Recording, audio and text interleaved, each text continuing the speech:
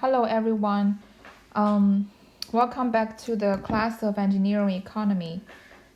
Today we're going to continue our subject in chapter number 4, and we are trying to wrap it up, okay, so that we can start chapter number 5. And so first, let's just recall what we have learned in the previous classes about chapter number 4. So first, we have learned a very important concept. It's about economically equivalent. So we also call it equivalence or equivalent values. Okay, so when different cash flow scenarios, or we can say different project alternatives. Okay, so this also means project options or alternatives. If you got different options or alternatives and they serve the same purpose, they produce the same results, or they accomplish the same function, they are economically equivalent. Okay, so if you, and we said for every project options, we can always draw those cash flows on a diagram, right? So you will be facing multiple diagrams of cash flows, and then if they all do the same thing, for example, they all pay off your debt, okay, and or they all the cash flows to produce one cell phone, which means all the different cash flow diagrams, the projects behind it, or the projects it describes will provide the same output, will serve the same goal. Then we say all these cash flows, they are economically equivalent. Okay, so the question is, how can alternatives for providing the same service or accomplishing the same function be compared when interest is involved over extended periods of time? That's why we need to learn this chapter, because there is interest rates going on along the timeline. So $100 today is not $100 5 years later. There is an interest rate. If there is no interest rate, right, then we can say, okay, $100 today is $100 5 years later. Then we can just compare this to $100 easily. So they are equal. Or somebody tells you, okay, there's no interest rate at all on the market, so no inflation as well. So if I give you $100 today, compared to if I give you $200 5 years later, which one do you like? Of course you will pick up the $200 because that's more than the $100, right? But there is interest rate going on. There is inflation rate on the market. So you cannot compare the values of $100 today and the $200 five years later directly. Okay, you cannot compare them directly. But so how do you compare them? You have to involve the interest rate in your calculation. Okay, you want to compound your $100 with the interest rate up to the end of the 5th years, and then compare that future equivalent value with the $200, which is given at the end of the 5th year. That's something comparable, okay? Not the present value of 100. Why? Because there is interest rates going on. That's the reality, okay? So that's why we need to use this compounding factor methods to convert present value to its equivalent future value, right? That's the reason why we do all this kind of calculation. And so if you remember, this is an example we gave you at the beginning of the chapter. So it explains very well what is the economically equivalent values. Okay, so imagine that you borrowed $17 from the credit card, and then you say, I need to repay it okay, in 4 months. That's your goal, okay? So you got 3 options, and all these 3 options, they serve the same goal. They will repay the debt of 17,000 at present, which means all the cash flows from the 3 options, if you convert them back to the present time at time 0, they are all equal to $17,000. That's what it means that they all pay off the $17,000, okay? So, for example, if you draw this diagram for the option 2, right? You got 4 years to repay. And then it said every month you want to pay 4,355 and 10 cents for 4 months, okay? So you got to pay, which means it's cash flow outgoing, and that's the annuity, which is 4,357 10 cents, okay? So if you convert all the cash flows of annuities back to the present time, okay, convert that to some P0, that will equal to the $17,000, which is what you borrowed at the beginning, okay? That's what it means to repay all of the debt.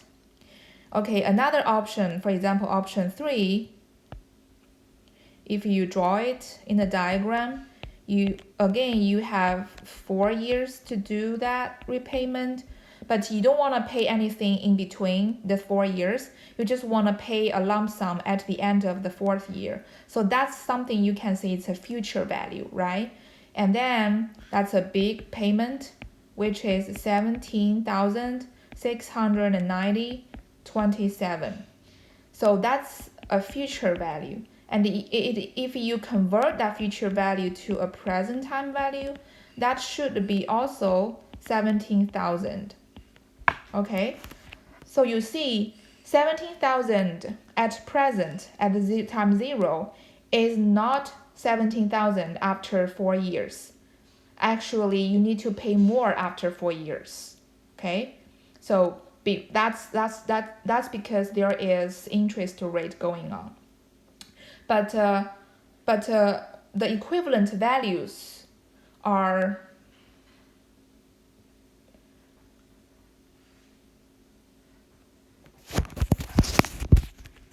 the A, the P0, and the F. So these 3, the A of 4,357.10 is equivalent to what? To the present value of 17,000. Also equivalent to the future value after 4 years.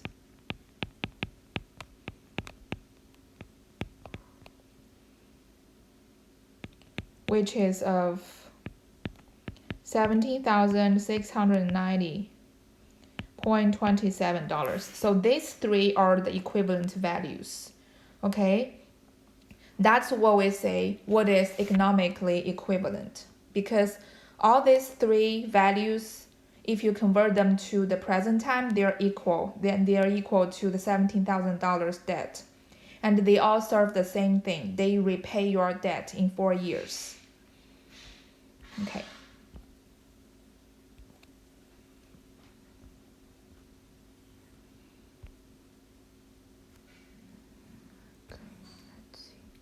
All right.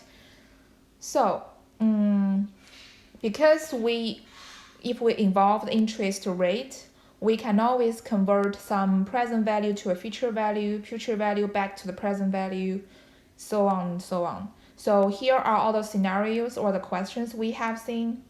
So we can find a future value when given the present value. Okay. And we can also find the present value when given the future value. So it's to convert, the first case is to convert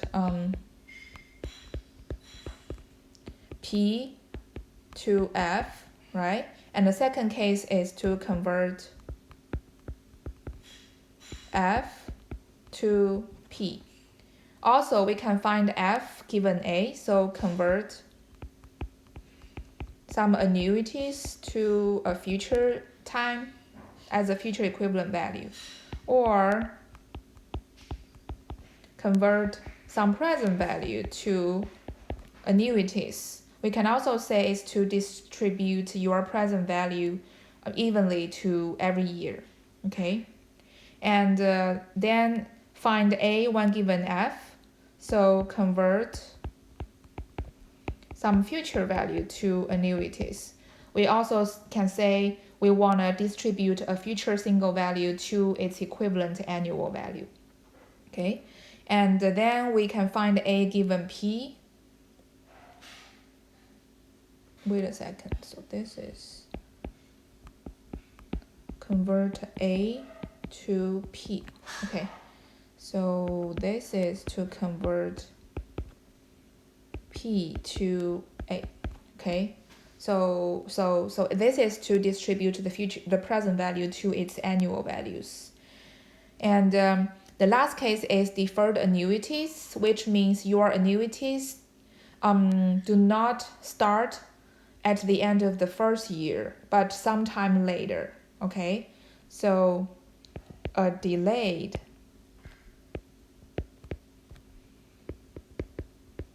annuities, okay? So these are all the scenarios we have seen. But all of them are based on the concept of equivalence. So basically, you're just equal a present value to a future value, okay, involving the interest rate, so that you can compare things apples to apples. And then we have learned the equivalent values of multiple cash flows, right? So because in the real cases, you're not going to have just single type of cash flow on your diagram. Usually you will have multiple types of cash flows, okay? You pay something at one time, and also you may need to, maintain your equipment every month, and then you want to maybe sell it at the end of the project. So there are many different types of cash flows going on the same diagram. Then how do you calculate them? So we got these 5 steps for you. So if you remember, this is an example, this chart. It tells you that at the end of the first year, you have to pay $100. And at the end of the second year, you have to pay another $200. They are different amounts, okay?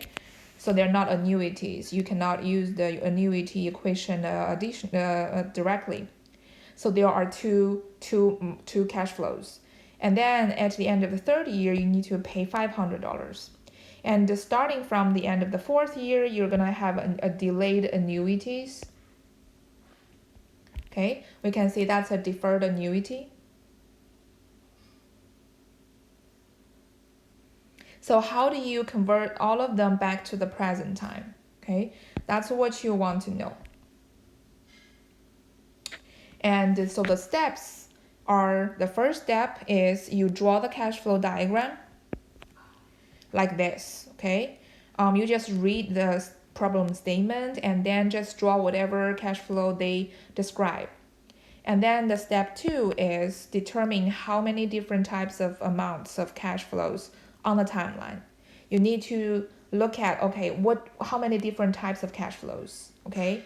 You got future cash flow, present cash flow, annuity cash flows, and also you got different amounts of single cash flows, okay? So they are all count as different parts of your present value, okay?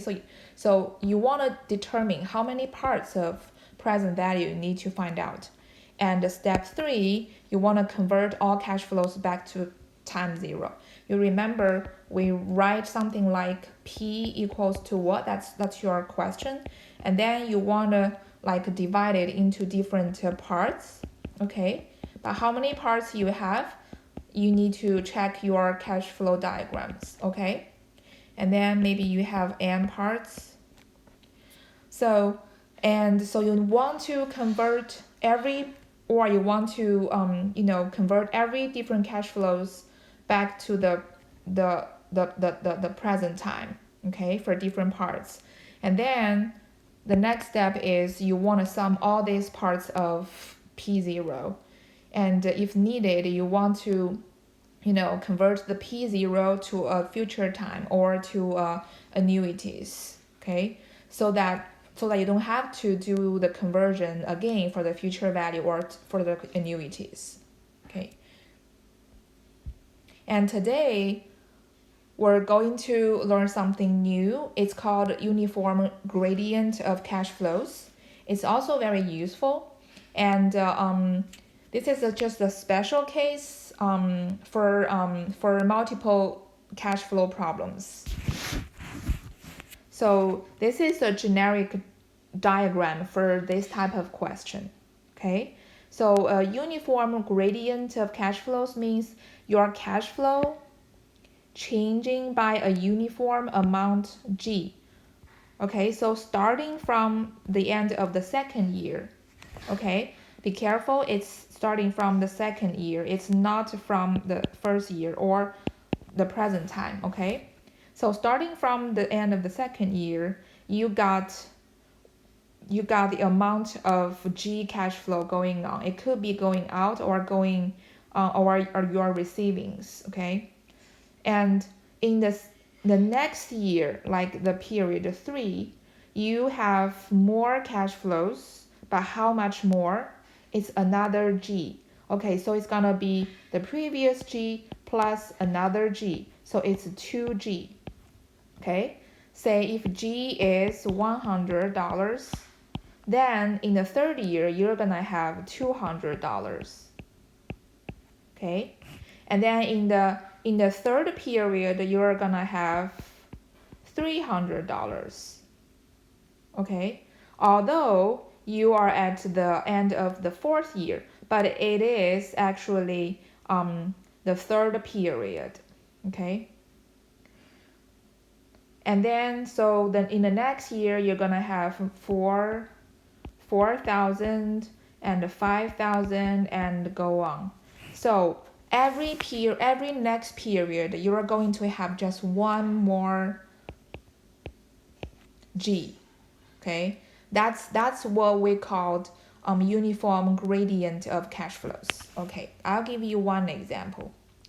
Say this is your cash flow 0, 1, 2, 3, 4, 5, 6, 7. Okay, say you have received $10 at the end of the second year. Okay, so $10, and then if it is uniform gradient of cash flows, in the end of the third year, you're gonna have how many dollars? 20. Okay, and 20 is 10 plus 10. Okay, and in the end of the fourth year, you're gonna have more. How much more? 10 more. So 20 plus 10 is 30. And in the next year, you're gonna have 30 plus 10. It's 40. Okay, and in the next year, you're gonna have 10 more dollars. So it's gonna be 50. And in the end of the seventh year, you're gonna have 10 more, about $50, which is 60. So every year you're gonna have 10 more dollars. Okay, so that 10 more dollars is gonna be your G. Okay, so in the uniform gradient cash flow problem, and the important thing is you need to identify what is G. Okay, So G is always the difference between the two amounts of cash flows in the adjacent two time periods. Okay. And if you can determine that you are looking at a gradient, uniform gradient cash flow problem, then you can use the equations or the factor method here. So of course, you can find P given G, I, and N. Okay, so you can convert all these G's back to a present time using the equations or using the factor method. Okay, and the equation is G times a very long term, very complicated. So somebody else has already done the calculation of this long term for different cases of I and N so that you can use a factor.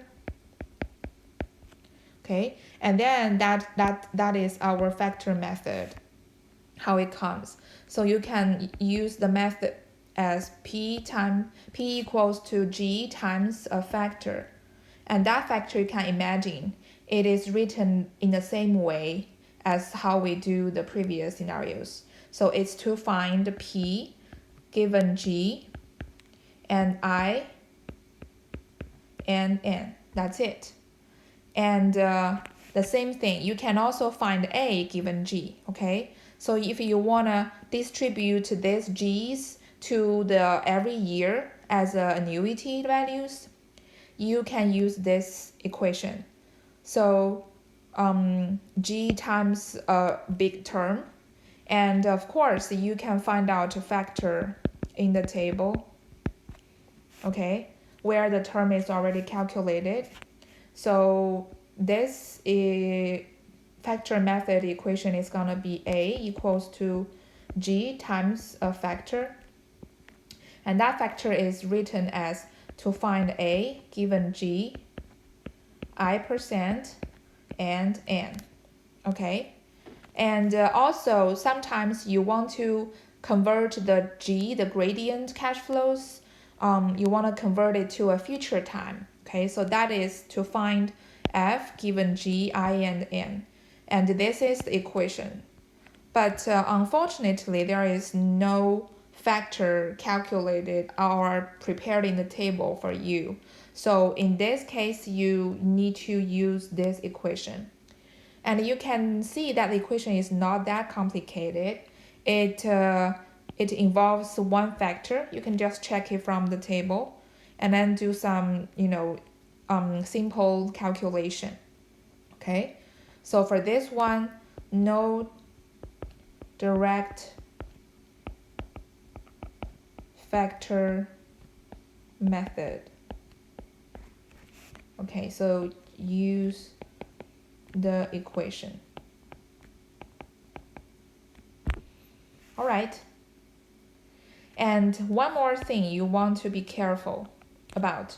The direct use of gradient conversion factors applies when there is no cash flow at the end of period 1. It means your cash flow starts from the end of the second period. Okay, so go back to this chart. This is a generic chart, which means it works for every uniform gradient cash flow problems. You just need to replace the G with the exact value, okay? But you see the G starts from the end of the second period. So if you want to use the equations, if you want to use the factor method, you need to have the cash flow starting from the second period. Okay? That's one thing you need to check. So here is the example. So what it said is you got a cash flow diagram, and so in the cash flow diagram you expect to have 1,000 for the second year. Okay, 1,000. It doesn't say if it's receiving or it's spending, so we can just assume it's receiving. Okay, And and it starts from the second year. And then you have 2,000 for the third year. Then you have 3,000 for the fourth year. And that if interest rate is 15% per year, what is the present equivalent value at the beginning of the first year? Okay, so it seems like the time span is just 4 years. So first, let's draw this diagram.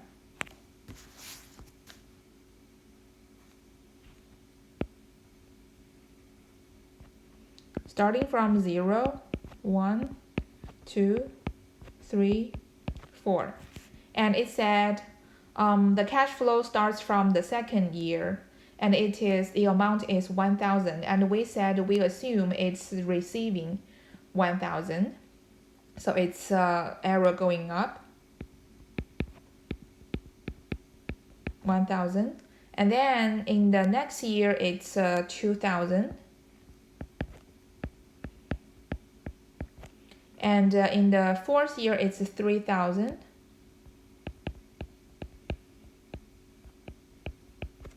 Okay, so the difference between the adjacent years, the different amounts cash flow between the adjacent years is what? Is 1,000. Right? Because 2,000 minus 1,000 is 1,000. 3,000 minus 2,000 is 1,000. Okay, so the G, or the difference, or the gradient, is 1,000. And then now it asks you to calculate the present equivalent value of these cash flows.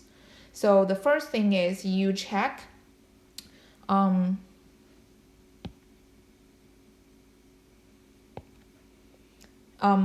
which year the gradient starts. So it starts from the second year, okay? So which means you can use the method, the factor method, or the equation directly. And then your G is 1,000. That's what you have already determined from the cash flows. So now you just use the equation. So the P is G times a factor, which is to find the P given G, I% and N. Okay, and the G is 1,000. So your factor is P/G, I% is 15%, number of periods is 4, right? So now you just need to check the table of 15% and find out the factor. So this is the table of 15%. The factor is you wanna find the P given G, so that's the column. And the number of years is 4. So this is your factor. Okay, 3.786. So 3.786. And that is 3,786 US dollars. So if you convert all these cash flows back to a present time using this equation directly, that P0 is gonna be this. Okay. All right, so that's the uniform gradient problem. And another different scenario is sometimes the interest rates are vary with time. Remember, so before this scenario, all we learned and all we have seen is you got the same interest rate every year or every month, every interest period. Okay, so the I% does not change over time. But in reality, sometimes you have a floating interest rate. The I% is different every year or every interesting compounding period. Okay, that's the reality. And so here is an example, like the student loans or any home purchase loans, okay, or car loans. It could be a floating rate. sometimes you are given different options. You can use a fixed interest rate, or if you can go with floating rate. Okay, so whenever the market change the yearly interest rate, and then you have to pay a different interest rate for that year. So that's another scenario we're looking at. And here is the example. So Shia Smith is a senior who used the Stafford loan program to borrow 4,000 4 years ago, 4 years ago. Okay, so it's an earlier time. So she borrowed 4,000 4 years ago, and at that time the interest rate was 4.06% per year. And she borrowed another 5,000 3 years ago at another interest rate. Okay, and also 2 years ago she borrowed 6,000 at a different interest rate. And last year she borrowed 7,000 at another different interest rate. So in the past 4 years, every year she borrowed some money from the loan, okay, with different amounts, and also with different yearly interest rate. That's very normal. Now she would like to consolidate her debt into a single 20-year loan. Okay, so now she decided that I want to pay off all the money I borrowed in the past 4 years in 20 years. And in the 20 years, she had a fixed interest rate, which is 5%. So that's her cash flow diagram, and that's her plan. And now the question is, if Shia makes annual payments, which means she wants to pay it every year with the same amount, so she wants to pay it as annuities, right? If she wants to do that to repay her total debt, what is the amount of each payment? So what is the annuities in the next 20 years, so that she can pay off all the money she has borrowed in the past 4 years. Okay, so in this cash flow, you can imagine in the past 4 years, you have different interest rate every year, different cash flow amounts every year. And starting from present to the next 20 years, you're going to have the same fixed interest rate, 5%. But you want to somehow distribute all the earlier cash flows to annuities so that you can pay off all of them. Okay, so that's the case. First thing, let's draw the diagram first, okay? So the cash flow diagram, if we're looking at this problem from a Shia's perspective,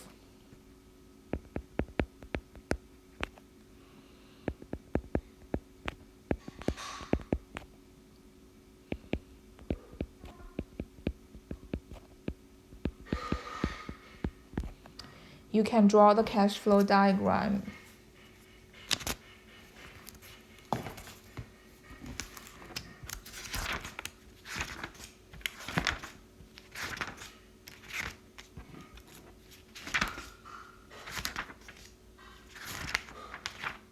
Okay, let me find out my notes.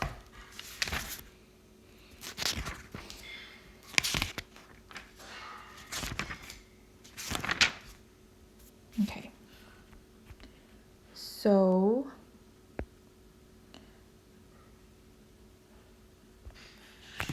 remember, we have like a past 4 years, okay? So this is the timeline is gonna be a little bit different than what we have done before. So we can put our present year here.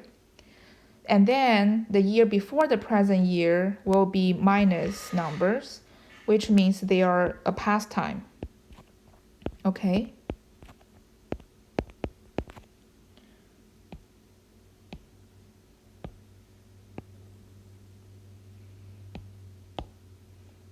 And in the past time, every year she borrowed different amounts of money. So 4 years ago, she borrowed 4,000. So that's the money comes into her account. So that's receiving.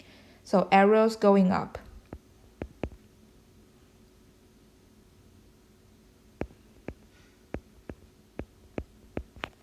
and the interest rate is 4.06%. And 3 years ago, she borrowed another 5,000. Interest rate is 3.42%. And 2 years ago, she borrowed 6,000. Interest rate is 5.23%. 1 year ago, she borrowed 7,000. Interest rate is 6.03%.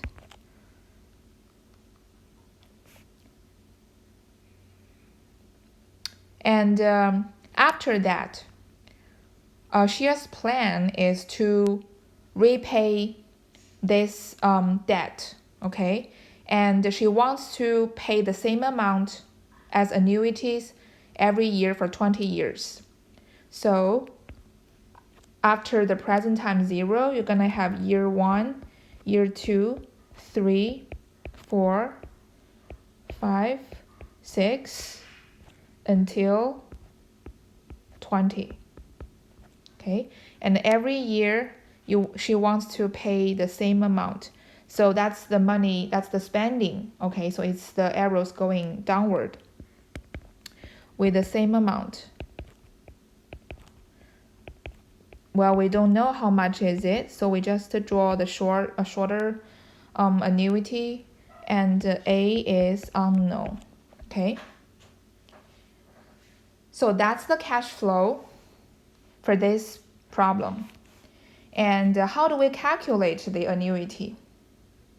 That's the question. Okay, so the way we do it is we first convert all these cash flows to the present time. So we can calculate something P0, okay? And P0 is gonna be the equivalent value of all these past cash flows. And then we distribute this P0 to every year, so that we convert the p-value to some annuities. So that's the logic, okay? So first, we convert cash flows in the past 4 years to P0, okay? And second, we convert P0 to annuities. Clear? Okay, so now the first question is, how do we convert the 4,000, 5,000, 6,000, 7,000 to a present time? Because they have different interest rate. Okay, so the way you do it is you do it one by one at a time. Okay, so the first step, you want to convert this 4,000 to 3 years ago. Okay, so convert the 4,000 to 3 years ago. And plus the amount of 5,000. So that's gonna be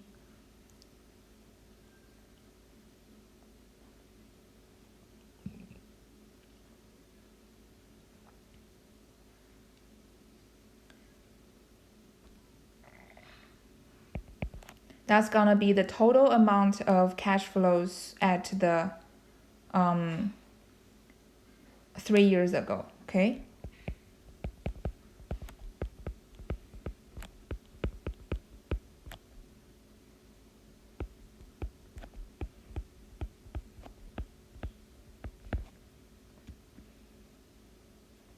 We can write it as some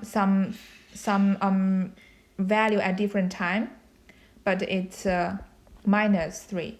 So future value minus 3 means it's earlier than the present time. Okay, that's just a label thing. But the meaning is the total cash flow 3 years ago. Okay. So that value should be the 5,000 already at the 3 years ago plus the value converted from the 4,000. Okay, so the value converted from the 4,000 is you have 4,000, which is an earlier time. You want to convert that to a future year, just next year. So it's to find F given P. Okay, so you want to use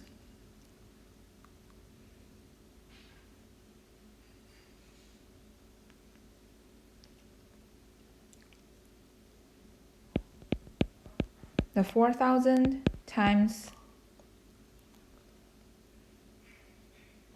to find F given P, and I is 4.06%. Number of compounding period is only 1. So that is 9,162.40. Okay, so now you convert the 4,000 to the 3 years ago, and then you add up the 5,000 already happened at the 3 years ago. That's the total cash flow happened at the 3 years ago. Okay, and the next step is to convert the total value of 3 years ago to 2 years ago.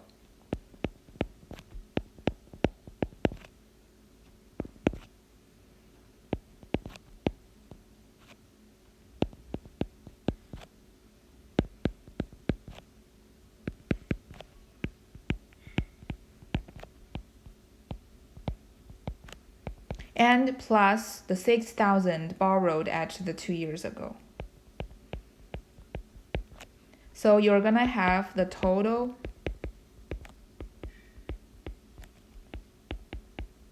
cash flow 2 years ago. You can label it as F minus 2. Okay, so F minus 2 is gonna be, so now you want to convert the 9,000 something 3 years ago to 2 years ago. So that's to convert some present value to the future value, right? So still you have 6,000. That's the amount you already have at 2 years ago, to plus some converted value from the 9,000 something. Okay, so it is to convert a present value to a future value. So you want to use the equation of the P, which is 9,162.4 times the factor to find F given P, and interest rate, now it's 3.42.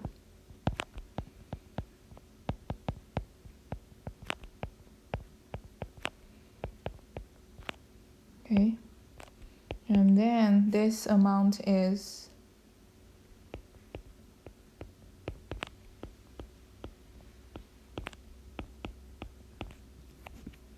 and that is your cash flow. Okay, we don't have to write that. Okay, so then you need to convert this F minus 2 to F minus 1. So convert all the cash flow to 1 year ago. Okay, so convert this 15,475.75 cents to 1 year ago, plus the 7,000 already happened at 1 year ago. That's your total cash flow 1 year ago. You can label it as F minus 1. Okay, so F minus 1 is gonna be 7,000. You don't have to convert it. And 5,000. That's the total amount happened at the 2 years ago. You want to convert that to a future year. So it's P times the factor, find the F given P.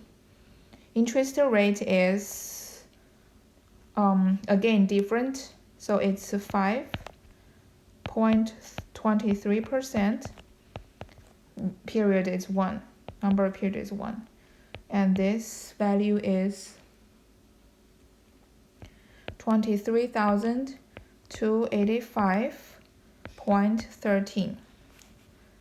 Okay, and then you want to convert this to a present time. Okay, that's the time you have the P0. Okay, so convert this 23,000 something to present time.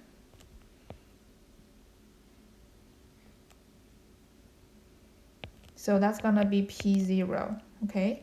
So P0 is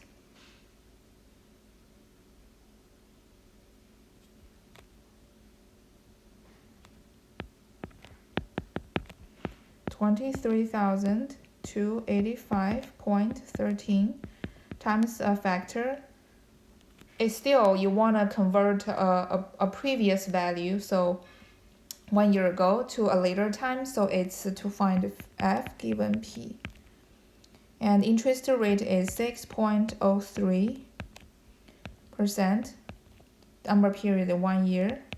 So that is 24,689.22. Okay, so until now, you have converted all the cash flows in the past 4 years with different interest rates to the present time. You got the P0. So this part is very complicated. You can see.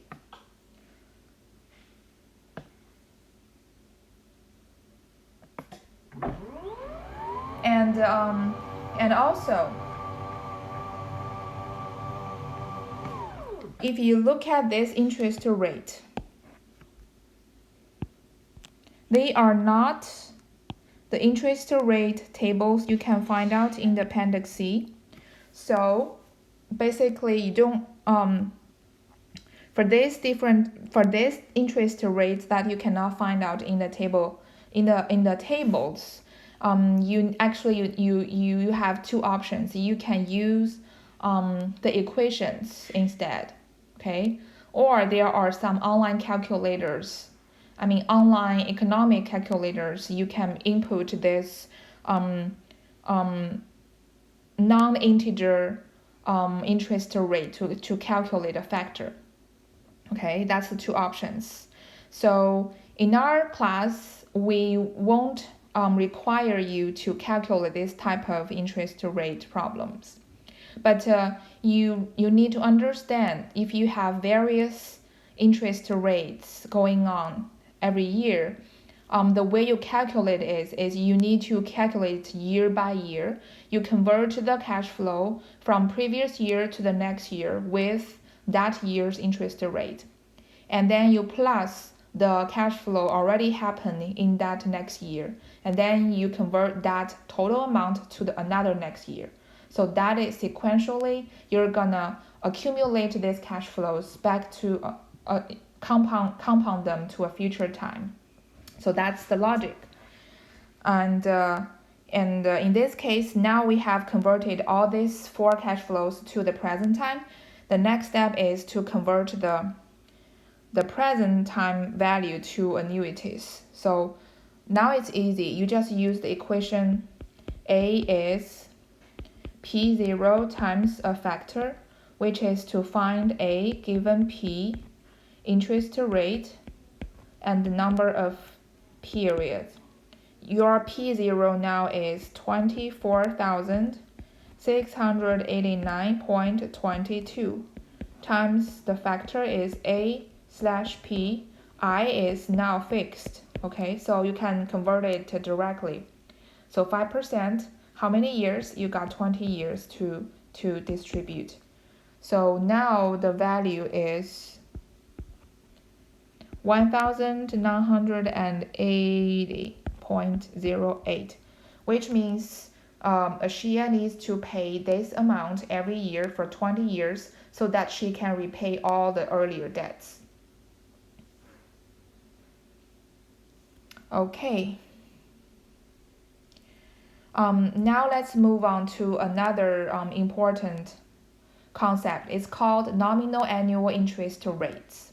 Okay, so before this concept, we have learned all the scenarios you will see in the real life to convert money from a time point to another time point so that you can make apples to apples comparisons between different options. And here there is another important concept called nominal annual interest rates. What is that? By definition, when the interest period is less than 1 year, remember we can compound the money year by year, or we can do it quarter by quarter, okay, or month by month, or even day by day, okay. The compounding period is just how long the time the bank or the credit card company will calculate the interest.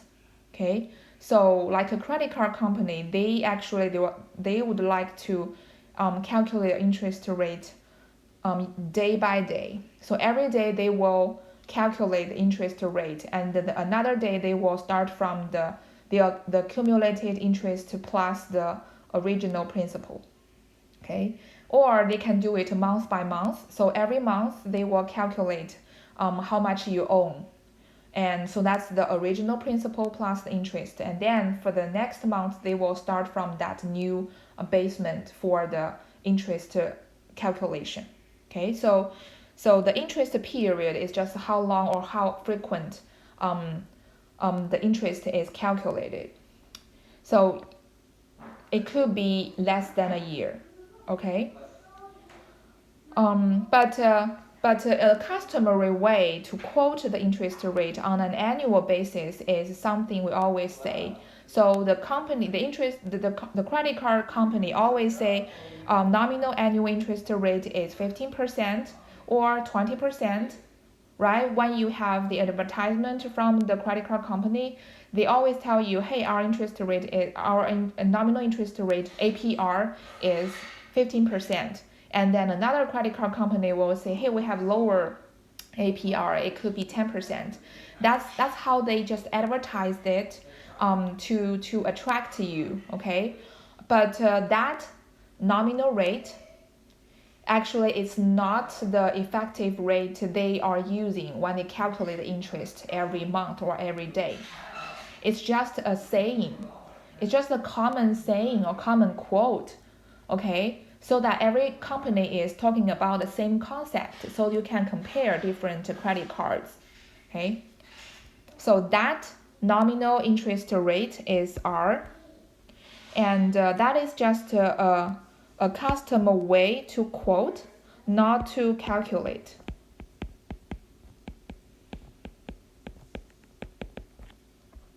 Okay, and also this nominal annual interest rate is called nominal interest rate or nominal rate. We can use these three terms interchangeably. Okay, but it's just a way to quote the interest rate on an annual basis. So it is an annual interest rate, but actually you don't use it in calculating your interest, okay? Because your interest is not gonna be calculated year by year. It could be calculated month by month, quarter by quarter, day by day, okay? So in real life, the credit card company is the one who uses this nominal interest rate a lot. So you will see something like this. Your APR is 15%. It doesn't mean that every month or every day they will use 15% as the interest rate to calculate the interest. It only means they just convert everything to a yearly base, and they just quote this yearly base interest rate as 15%. And another credit card company might say, my APR is 10%. So these two numbers, 15% and 10%, are apples to apples. You can compare them. Okay, but it doesn't mean they will use the 15% or the 10% to calculate interest. And so, for example, if the interest rate is 6% every half year, okay, so every 6 months the company will calculate the interest rate at 6%. It is commonly said that the nominal annual interest rate R is 12% compounded semi-annually. So 12% compounded semi-annually, it means the nominal annual interest rate is 12%. That's just a saying. But actually, the interest rate per period is 6%. And one interest period is semi-annual, which means it's 6 months. Okay? Another example is if the interest rate is 6% every quarter, okay, so every 3 months. It is commonly said that the nominal annual interest rate is gonna be 24% compounded quarterly. So 24% is the R, annual and nominal annual interest rate. It's just a saying, okay? And it's compounded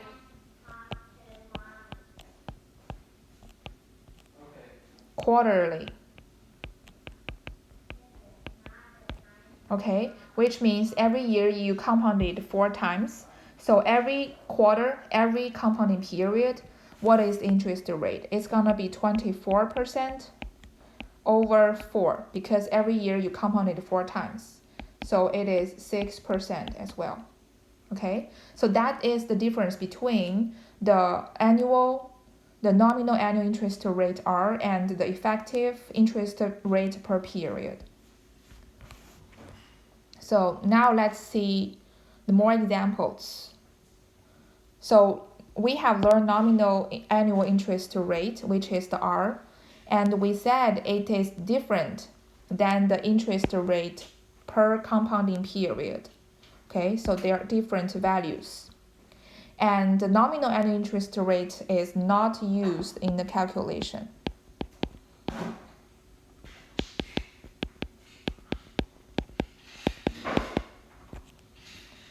But interest rate per compounding period is actually what we use in calculation.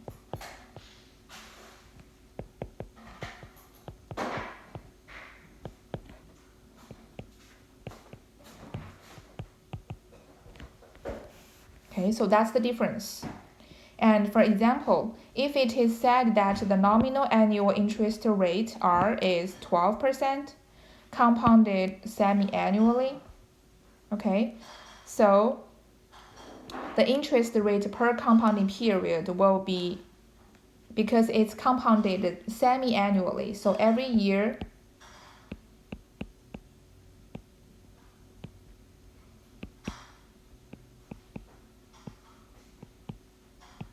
it is compounded 2 times. So actually for every compounding period, the interest rate will be 12% over 2 divided by 2. So it's 6%. Okay. And then another example is if the nominal annual interest rate is 12% compounded quarterly, okay, you always want to know how it's compounded, okay? If it's compounded quarterly, which means every year,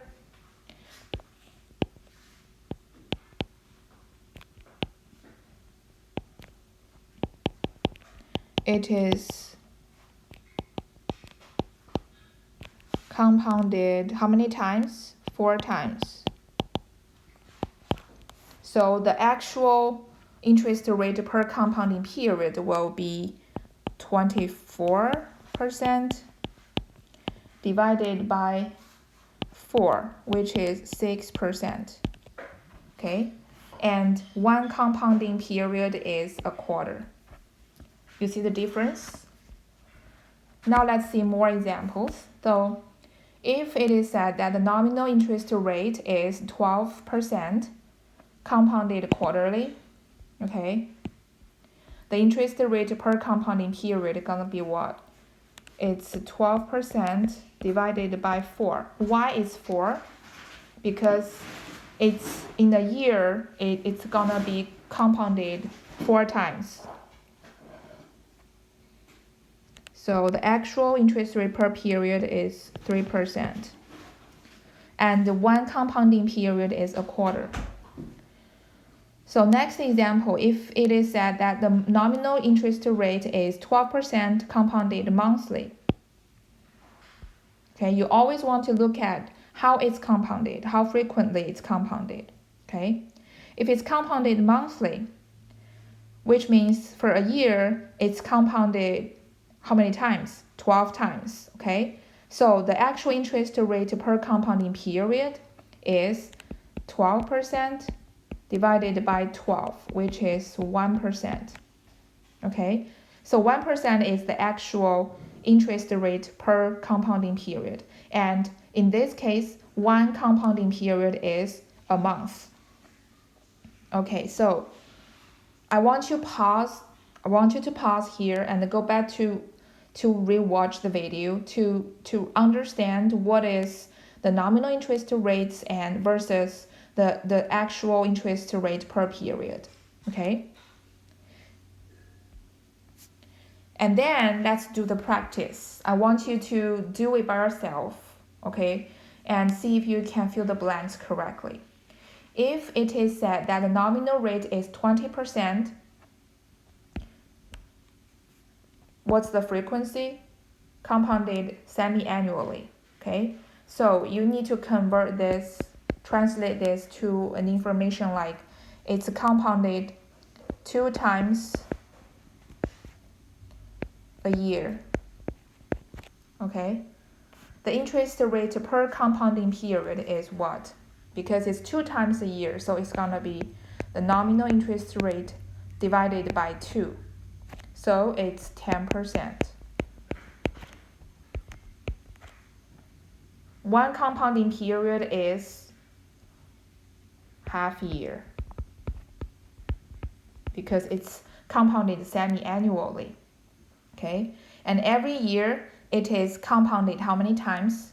2 times. So if you can fill the blanks correctly, you understand the problem. You understand the difference between nominal interest rate and the actual interest rate per compounding period. Try for the other example here. So if it is said that the nominal rate is 20% compounded quarterly, if it's compounded quarterly, so every year it is compounded how many times? 4 times, okay? So the interest rate per compounding period is gonna be 20% divided by 4, which is 5%. And one compounding period is a quarter.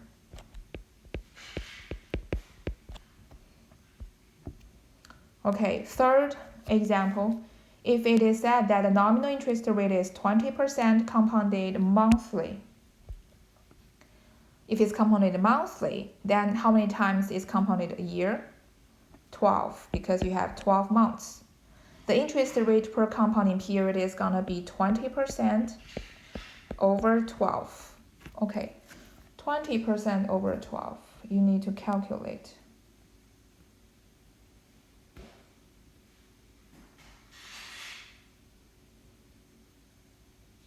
So that is 1.67%.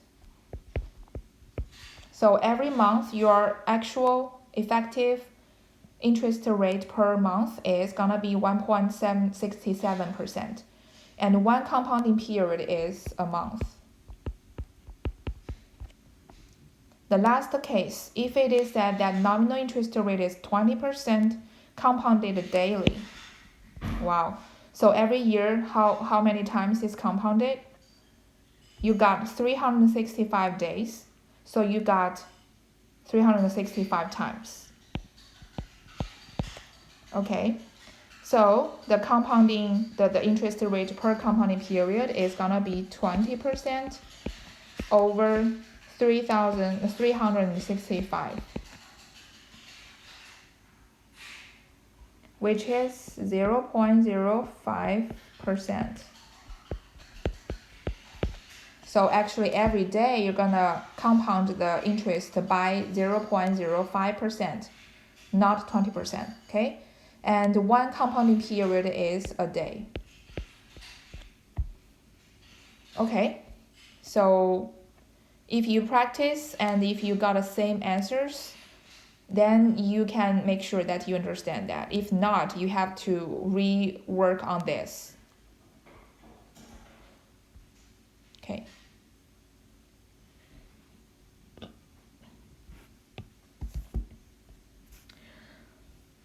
So now we have to learn another concept, effective annual interest rate. Okay, so we have learned the nominal annual interest rate, which is just a common quote, not used in calculation. We have also learned the difference between that and the interest rate per compounding period. Now we are going to learn something new. It's called effective annual interest rate.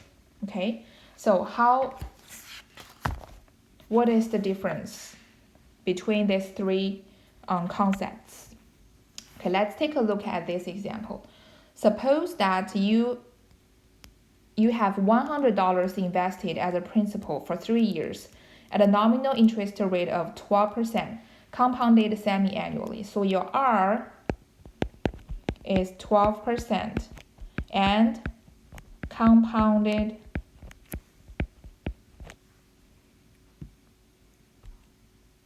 semi-annually.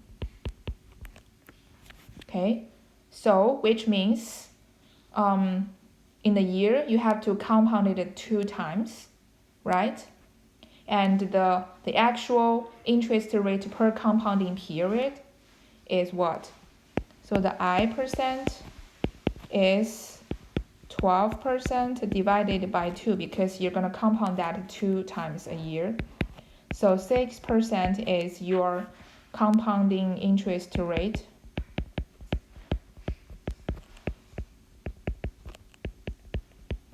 per half year. Okay, so what is the future equivalent at the end of the 3rd year? Okay, so your cash flow diagram will be, you invested 100, so that's the money going out. So at the present time you have $100 spending, and you got 1, 2, 3 years to go.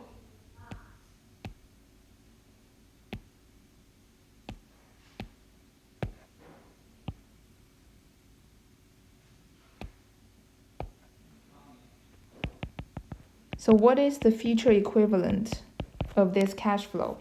Okay, and here, okay, because the cash flow is compounded every half year, so actually on the cash flow diagram,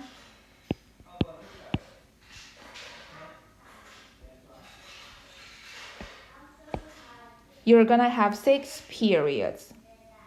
Okay, because you compounded every half year, so for 3 years you compounded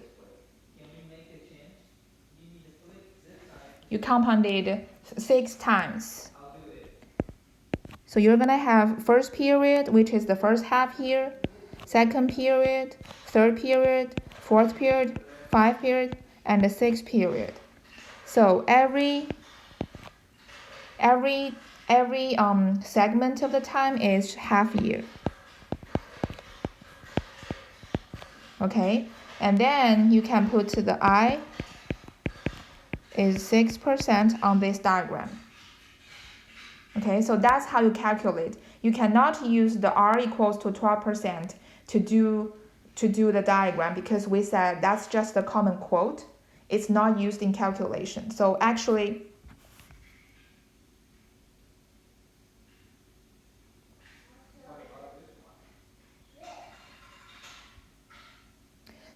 what we used in this calculation is gonna be the interest rate per compounding period. In this case, it's one compounding period is half year.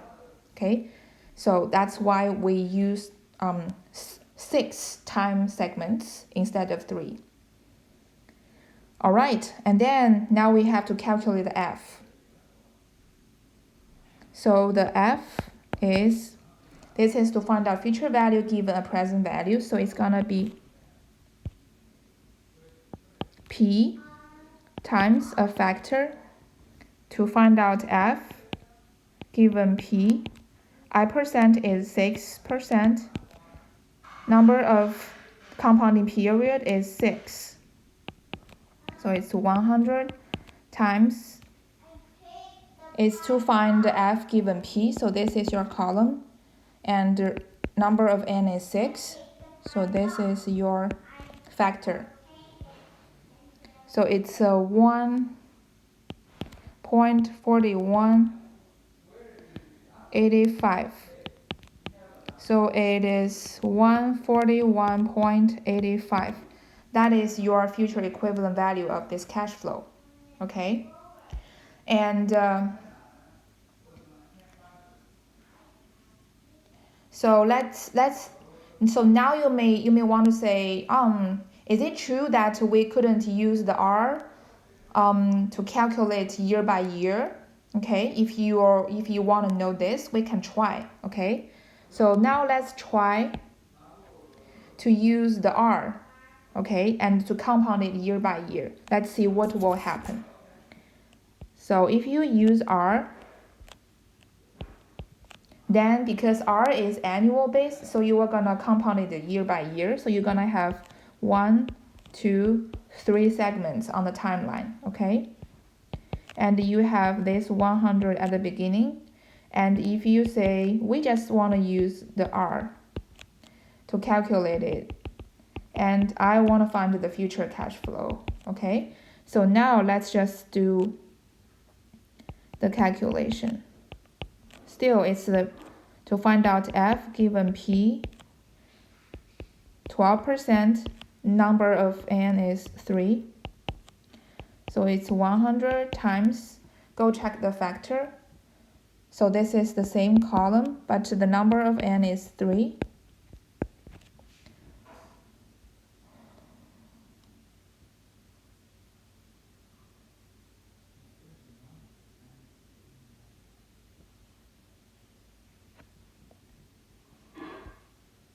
Oh, wait a second. So now you want to use the table of 12%. Well, so this is not the one you want to check. You want to check this table, okay? So I equals to 12%. And this is the column to find out F given P.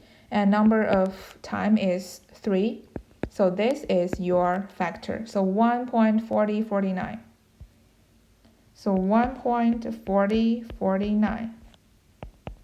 So the future equivalent value is 140.49. Well, you can tell these two values, they are different. Which means it is true that we cannot use the R to calculate. Okay, so this is not working. Then you may wonder, well, what is the effective interest rate per year that can convert this $100 to some future value with the same value? Okay, so that's a good question.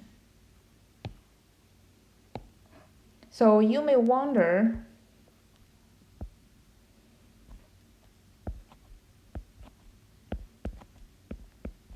if we really want to convert it year by year or compound it year by year, we have 100 at the beginning, and after 3 years, we're gonna have a future value which is 141.85. Okay, that's the same as if we use the interest rate per period. Then what is the interest rate which makes it happen? There should be some value of I which can make this conversion happen. Definitely, it's proven mathematically, okay? And if we can find out that I, that special I, that's something we call it effective annual interest rate, okay? So that's just an interest rate. It's also on annual base, but it will convert the present value to the future value, which is equal to if you use the interest rate per compounding period. Okay, so this is your effective annual interest rate. Okay, so now we have learned the nominal annual interest rate R, which is just a saying, it's not used in calculation. We also know how to get the interest rate per compounding period.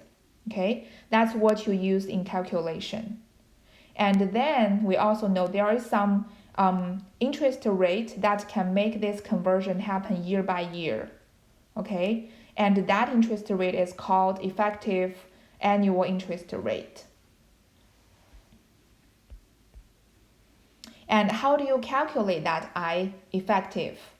The effective interest rate, you have a formula to calculate that. So this is the equation you want to use. And I here, we can give it a label E, indicate that this is effective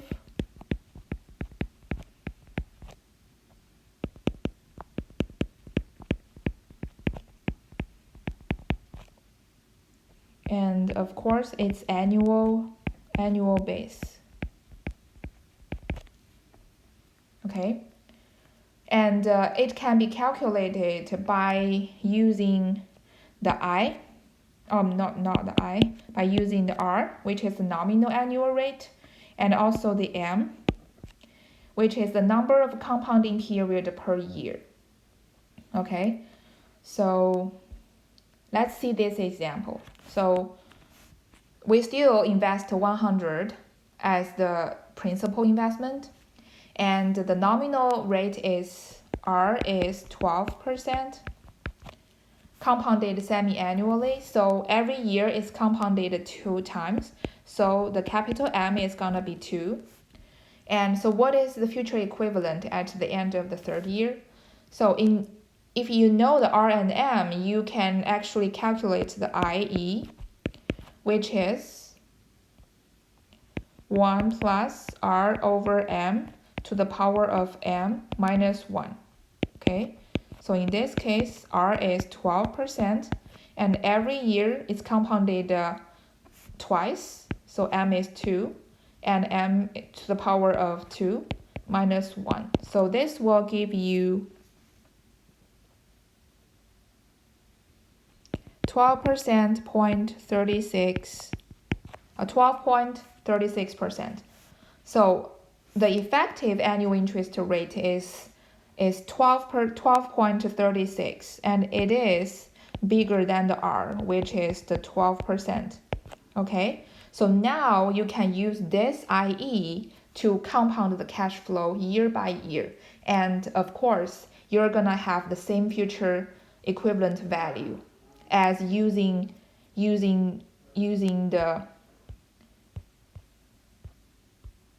the interest rate of 6% every half year.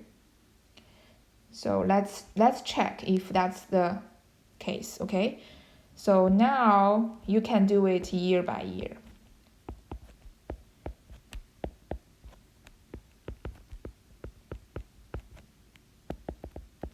What is the future cash flow? So F is, to find out F given P I, you want to use the effective one, okay? Number of period is 3. So P is 100, F/P. Now your effective interest rate is 12.36%. Number of periods is 3. Okay, so you don't have a table for the I equals to 12.33%. So you have to use the equation we have learned before. So the equation is to find out F given P, the equation is P times 1 plus I to the power of N. Okay, so now you have to use 100 times 1 plus I effective to the power of N is 3. So that is 100 times 1 plus 12.36% to the power of 3.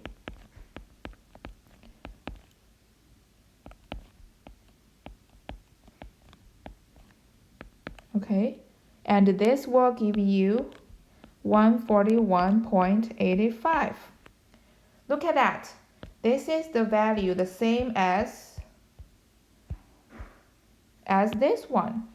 Okay, which means if you want to calculate something out of a nominal interest rate, you have two options. You can first convert that nominal annual interest rate to the interest rate per compounding period, and then compound it period by period, and that period could be less than 1 year. Okay, another option is you can use the effective annual interest rate and still compound it year by year. You will have the same answer. Okay, so let me summarize it here. So if you have a nominal interest rate,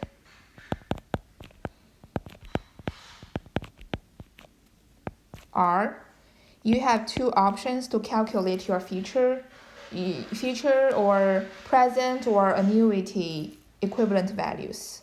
One option is to convert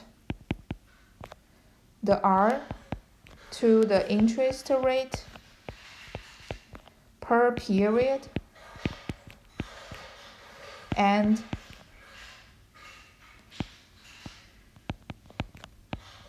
compounding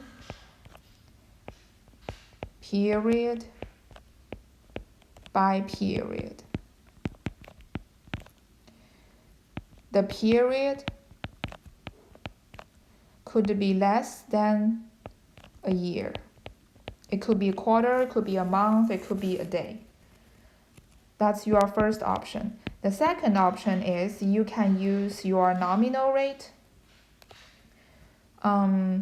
to find out the effective annual interest rate. Okay, so find IE and then compound it year by year. Okay, these two options will give you the same answers. All right, so at last, let's see a real case of nominal interest rate. Okay, and how different if you do the calculation using R or if you're using the IE. Okay, so usually a credit card company, they will advertise their credit card using the APR. APR is the nominal annual interest rate. Okay, so that's just a saying. It's just a quote that every credit card company they use, and it's easy to understand because it's a yearly base, and it's everybody use the same concept, so you can compare different credit cards. Okay, but you have to know this APR is not something you can use to calculate. It's not something the credit card company to use to calculate the interest you own them. So if you use the $100 at the beginning of a year, how much you need to pay at the end of that year. So you only have like a 1 year span. Okay, at the beginning you borrowed $100, and at the APR of 15%, how much you need to pay at the end of that 1 year. Okay, if you don't know the nominal interest rate, if you have not learned this class, you simply will guess, okay, I borrowed the 100 at the beginning, and the interest rate is 15% per year. So maybe in the end, I will pay them 100 plus 100 times 15%. So that's gonna be excuse me. So that's gonna be 115 US dollars. If you haven't learned this class, that's gonna be your answer probably. But actually, it's not 115. Okay, if you can try it for your credit card company.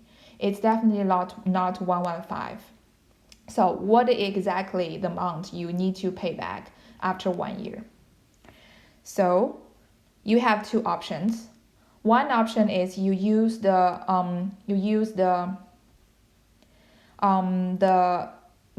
interest rate per compounding period. Okay, the other option is you use the IE, the effective year annual interest rate. Okay, so now let's use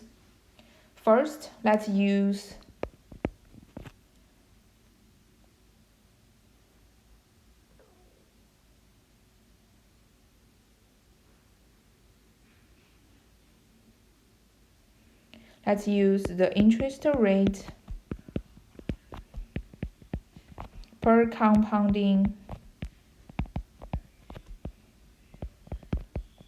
period. So credit card company, they how do they compound? They compound it daily, usually. Okay, so it's compounded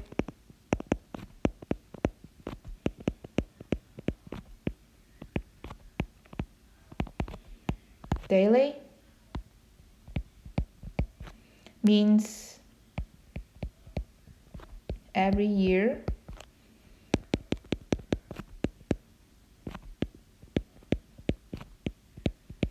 It's compounded 365 times. Okay, so now what is the interest rate per compounding period? It is 15% over 365. So that is 0.0411%. Okay, and then, which means the company will compound it every day, and the interest rate they used every day is 0.0411%. Okay, but if you use the factor method to calculate the future value, you couldn't find out the table for this special interest rate. So we have to use the equation. So the F is P times 1 plus I to the power of n. That's the equation. So it's P is 100 times 1 plus 0.0411% to the power of 365, because you got 1 year and you have to compound it every day, so you got this number of compounding periods. And that will give you the answer as, if you round it up to $1, that is 116. How come it's so thick? 116. Okay, so actually you have to pay $116 instead of 115. I know the difference is small, just $1, but imagine if you borrowed 1,000, 10,000, that's gonna be a big difference. Okay, so the takeaway is, in reality, you don't want to use the APR or the nominal interest rate to calculate. Okay, and another option is you can use the effective annual interest rate to calculate, to compound it year by year. Okay. Use IE percent to compound year by year. Okay. In this case, you only have 1 year. Okay.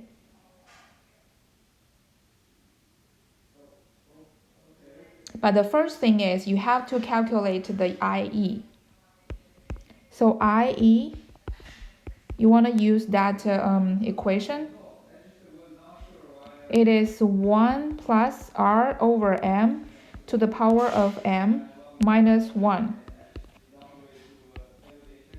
So 1 plus R is 15%. M is, because it's compounded every day, so M is 365 to the power of 365 minus 1. Okay? If you do the calculation, the final result is gonna be 6.18%. So that is your IE. And now you can do the compounding year by year. So still you can use the equation method because you don't have the table for such interest rate. So the equation to find out F given P is P times 1 plus IE percent. Now you can compound it year by year. So you only have 1 year, right? So the N is 1. Okay, let me just write it here. So P is 100, 1 plus IE is 16.18%, N is year. You only have 1 year. So now, if you round it up to the $1, it's still 116. Okay, so these two methods, they are equal. Okay, they all give you the right answer. So after 1 year, you have to pay the bank, to pay the credit card company 116 instead of 115. All right, so this is all for today. So the nominal interest rate is just a quote, just a common saying. So you don't want to use it for calculation. And then what you want to use is either the I% per compounding period or the effective annual interest rate. Okay, so that's the takeaway. And you also need to remember how do you calculate the IE, the effective annual interest rate, out of the nominal interest rate and how many times you compound every year. All right, so